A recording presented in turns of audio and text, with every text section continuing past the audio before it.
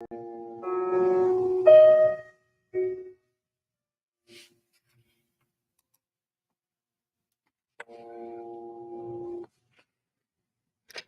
dear friends. Welcome to another episode of the Spiritist magazine.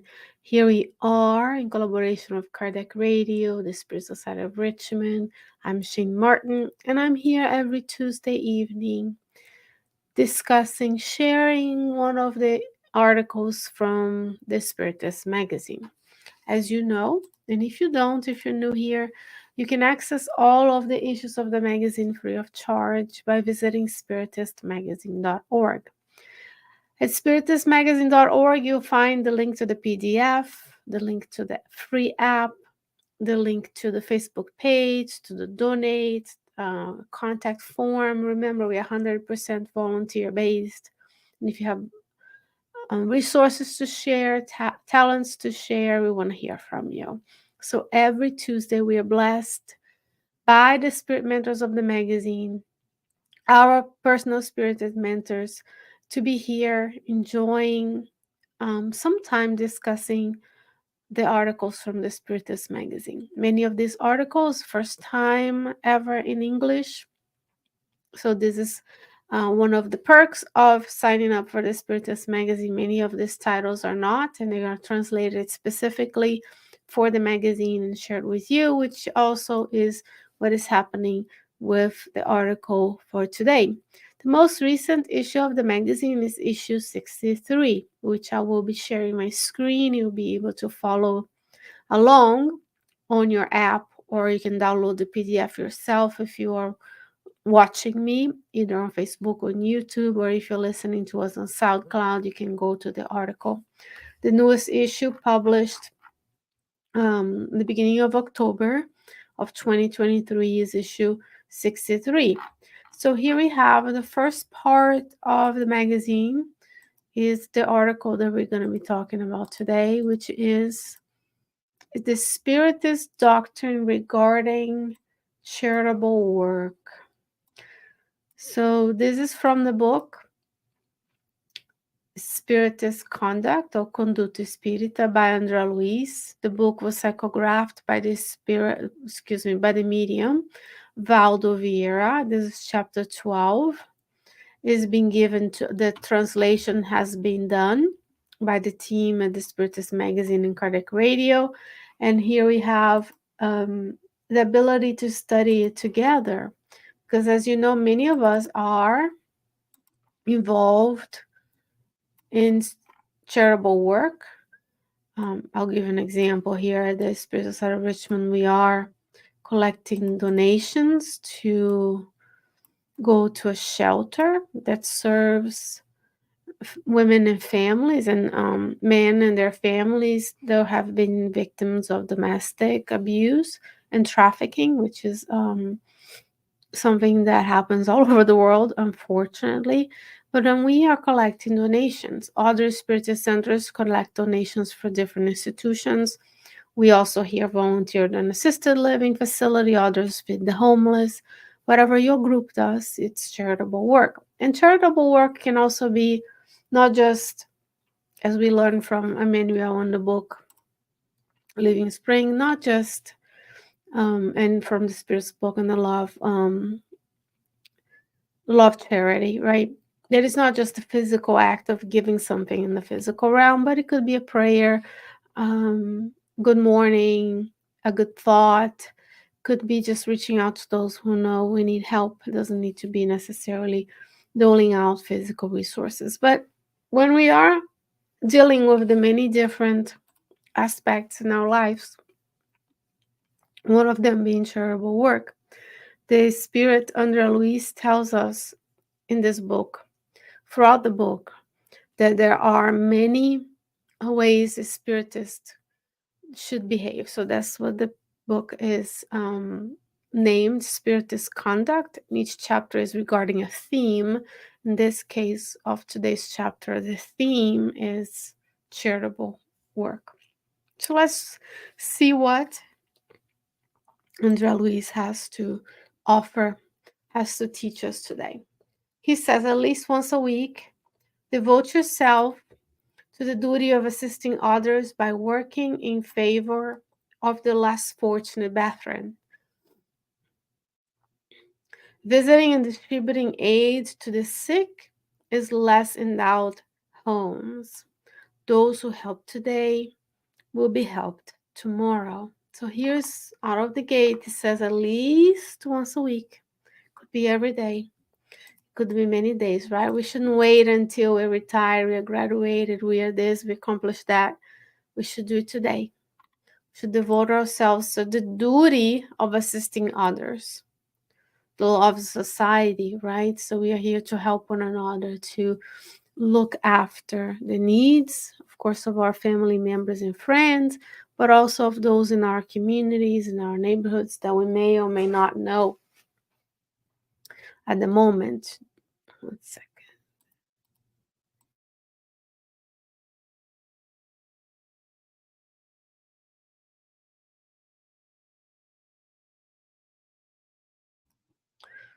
I did not click the right thing. Okay, there you go. He says, be of service to the spiritual and material welfare of charitable organizations without expecting compensation and without embarrassing those who are helped. Only those who are accustomed to evil impose restrictions on the good. So let's evaluate this statement here. I'm going to make it smaller. So only that this works. Be of service to the spiritual material welfare of the organizations without expecting compensation. So we shouldn't be going there expecting to be given. We are there to serve, to give, and also without embarrassing those who are helped, especially in this season. So today happens to be Given Tuesday. But between Thanksgiving and Christmas is when this is going to first air. We are more giving and charitable. We volunteer on our time. And we never know. We never go to a place with the intent of getting something back or even embarrassing. How could you embarrass someone while helping them? That's possible.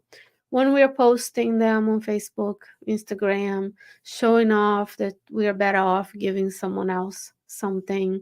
When we don't treat them with respect, we just say, here, you go. The attitude with which we dispense the goods, the attention, and he says here, only those accustomed to evil impose restrictions. So I'll give an example here that is more touching to our Spiritist movement. So when I join a group, and I say when you and I join a group, when we join groups, Spiritist groups, and we get to a place that is already established, am I imposing restrictions on the good? Or I can only volunteer if, I can only do this if. We're not doing the work ourselves, but we are not seeing the good. We're not spreading the good. We have the eye for what's lacking. I would do it differently, but we don't take the initiative to do it differently, or to start our own group, or to just and be ready to do the work as well. So we should do the good without restrictions. Everywhere we go, every day, all the time. You will continue. In charitable organizations of a Spiritist nature, that's a Spiritist center right there, right? Nourish doctrinal simplicity, relinquishing the display of any objects, edifices, or arrangements that outwardly express the superfluous or luxurious. Excessive comfort humiliate the less fortunate. So let's make a pause here to think about what is in our Spiritist centers. What kind of objects, what kind of adornment? Is it when someone enters, does it shows, think about it, other when we're not criticizing, we're making a statement. When you go to a cathedral and you feel like, oh, the opulence. And it does bring you inward, and it puts you into perspective of how small you are in the face of the building, and display of the jewels and those beautiful glass stained right? That you see that tell a story, a story of Jesus, of the crucifixion, or whatever stories they tell. They also make you feel awe, which is a great feeling. So when we enter our spiritist centers, what do we see? Do we feel calm? Do we feel pleasant? Do we feel crowded? Is there too much stuff going on and there's no direction? Also, we don't want to humiliate the less fortunate. You know, what if someone comes into a spiritist center and they are in a difficult time?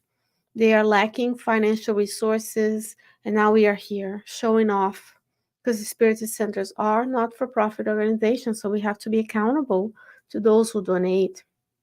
So we can't just lavishly be expressing outward expressions of luxury and something that is superfluous, because you know when it's outside can be, but what is inward us, the outside environment does reflect the inner of the participants. So when you go around your day, even in our homes, which car do we drive and why am I trying to show off my house full of stuff just so I can show it to others? The same with for the spiritist organizations of a spiritist nature. There's a nourished doctrine of simplicity. So how simple can we be? What is the number lesser number of things that we can have and still deliver a good service to everybody? Live in respectful familiarity with everyone, from the smallest servant to the most accountable and highly ranked leader, in homes and schools, hospitals, and stations of fraternal aid. Humility ensures continuous visits from the emissaries of the Lord. So when we are going into the Spirit Center, we leave our ego behind and we can interact from the president to the visitor. And when we are the ones in charge, because this is only temporary, God could take our position at any time. How are we relating to those within organizations, including spiritist ones? Are we feeling better? Do we realize that we have more than others? So we want to live and continue um, respectfully familiarity. We're humble. Today we may be in charge. Next life we don't know. In the past we may not have been in charge. So we want to be in harmony with everyone. And then we receive the visits from the emissaries of the Lord. That's the attunement, the vibrational humility that allows you and I to be in touch with our mentors, our guides, the mentors of the center, the guides of the center, so on and so forth. So, what kind of attitude are we having towards the charitable work? Never uselessly withhold excesses in wardrobe or in pantry, unused objects and financial reserves that may be used to charitable services. There are no assets which can be productive when stagnant. Now we're talking about letting go. We're talking about essentialism or minimalism, right? There are names for it right now.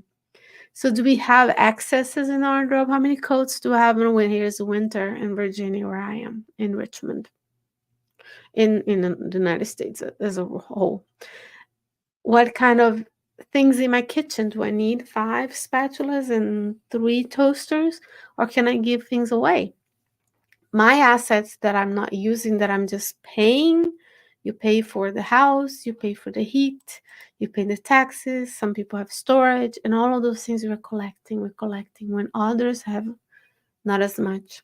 And as we start collecting less, more financial resources may free up, because if you have less, if you buy less, there's more left. You can pay debts, you can help others, you can live in more peace. And remember, there are spiritual fluids that attach us to our things. And the less detached we are, easier will be the transition from this physical reality to the spiritual realm. So if our lives ended today, how much excess we will be left behind, and how much we would be left for our families to deal with, right, when we're not gone. So we have to think about that as well. Transform relics and gifts, jewelry, and loving memories of discarnate family members and friends, so they can be useful source to help of the less fortunate. Being aware the material values without usefulness are to no avail to those who have gone before us, weighing bitterly on their conscience. How many of us are unable to get rid of, not get rid of, excuse my language, but to dispose of things that our relatives left because we think the thing is there, it's them, but they are in the spiritual realm. We don't know if even they may be reincarnated, and we don't know what kind of spiritual realm they're living in. So there's no usefulness for them, for us to be keeping those values, those valuables in our homes when they could be of use to someone else. Perhaps we can sell a piece of jewelry and have resources and donate on their behalf. Perhaps we can um, have furniture and access things and help a family who is just living homelessness and um, needs furniture for their home. Thank God for the resources that we have. For all that the internet and social media can bring of evil, there's a lot of good in it. So you can join groups on Facebook, for example, that in your neighborhood trade things. Oh, it's not sponsored, but there's a place called No Buy Nothing groups. That's what it is. Buy Nothing groups in your area. There's Free Cycle. Those are two resources that come to mind right now that we personally use.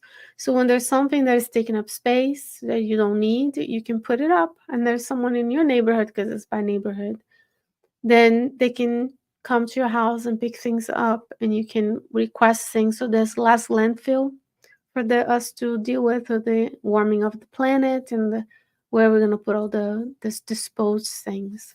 So we don't want to keep those things, relics, gifts, jewelry, and loving memories, because the memories will remain with you. Your loved one is going to be reunited with you eventually in the spiritual realm, in a different life, when we reincarnate. That's up to God to decide. But they are not the things that they left behind. And those things have no use to them, and maybe even weigh on their conscience. Because when we go to the spiritual realm today on earth, we have things. We have phones, we have microphones, we have camera, the light, the computer. Those are resources that allow me to connect with you.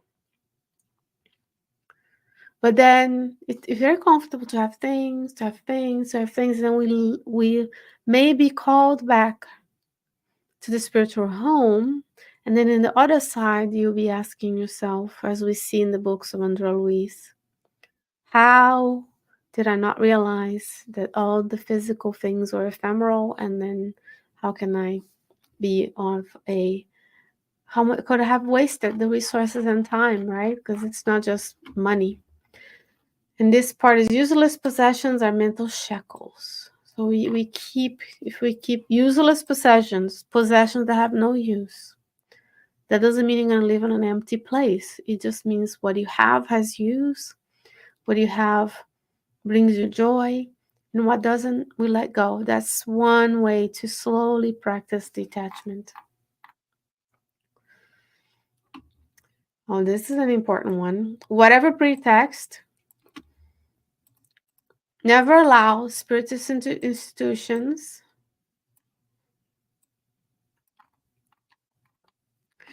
to be dependent either economically, morally, or legally on a person or organization that is merely political in nature, so as to prevent them from being harmed in their freedom of action and from expressing their impartial character. The Christian Spiritist work is not compatible with any subjugation. Now let's think this through. Many of us have 501c3s designations. That's the not-for-profit designation in the US where I live. And that designation allows us to solicit money, and there are obligations that come with it, right? Like financial reports every year, filing taxes, so on and so forth. But also allows us for solicit grants. Let's think this through. What if we start getting ahead of ourselves and wanting things, bigger things, and then we apply for certain resources that have political nature and prevent you from speaking one way or the other, right? So we will be shackled by the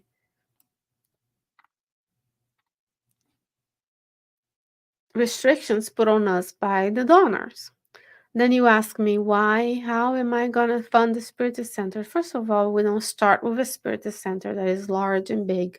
We start with a cell of people, which is a small cell, one or two people, even yourself at home. Then you tell your people that you know there might be Spiritists come to my house to do the gospel at home. Eventually, after a while, there'll be enough people of interest, and you rent a room at the library or the university center. We are in the US, we have freedom of religion and expression. So there are many places we will, for a nominal fee, allow us to meet. And then eventually the group grows, and then everybody starts being members. And when you are a member, you need to donate to your Spiritist Center because things aren't free. Electricity doesn't come out of the sky. The price of the internet, the equipment, the computer, everything has a cost. And then it's our obligation as members to support our Spiritist Center. And that's why we can continue. That not necessarily means we're going to rely on applying for grants because we don't want to be shackled. We don't want to be restricted on spreading our views of Spiritism.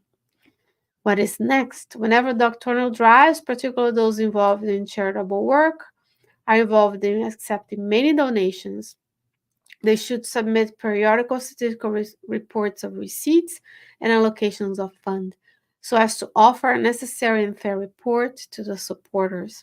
The desire to do things correctly increases our trustworthiness. That's very important. As a 501c3, you're required by law to provide financial reports to the members. And many institutions, many Spiritist centers do general assemblies where we share what's going on, what our activities, what we have done, where we're going, how's the money being used, because it's a fair report. So if you give money to a charity, you want to know where it goes. So we want to make sure we keep good track of what's going on, good bookkeeping, not only of the cash and the sales of books, but also in-kind donations. We want to make sure that all the assets of the center are accounted for. Transparency increases your trustworthiness as well. Arrange the board of directors and the administrative body of the charitable institution exclusively around those who refuse to receive wages, working free of charge for the Christian purpose only. Selfless work upholds the dignity and respect for good works. God bless the world if all charitable organizations were like the Spiritist Center. Very few places on the earth are like this. 100% volunteer based. The board of directors of here, the Spirit Society of Richmond and other reputable Spiritist centers that we know of are unpaid volunteers. We work free of charge. Remember the man of the way, led by Peter. They didn't receive any money. They received donations. Everybody worked and poured their resources back into the institution so that they could serve the poor and those who were left behind by the big institutions of the time. So we should do the same. Selfless work upholds dignity and respect for good works. So when we see people think we might be crazy, they're like, well, you work for free at the center, you do this and the other in your free time. And we say, yes, that's what we do. Because that's the right thing to do. Right? And I hope that you've enjoyed these teachings by Andrea Luiz. And at the end of each chapter, there's always a Bible quote. And whatsoever you do in word or deed, do all in the name of the Lord Jesus, giving him thanks to God the Father. Paul, his letter to the Colossians, chapter 3, verse 17. So this is from the book Conduta Espírita by Andrea Luiz, psychographed by Waldo Vieira. And here we have this beautiful message reminding us to the work, how to conduct ourselves regarding charitable work today and always. These teachings are timeless. And I hope that you've enjoyed this. It's always an honor and a pleasure to be with you. And I hope and pray that, God willing, I'll be back with you next week. Please stick around at 9 p.m. Eastern Standard Time. Our dear friend Carol Correa will be here with you discussing the divine laws. May you stay well, may you stay safe, and I will see you soon. Bye bye.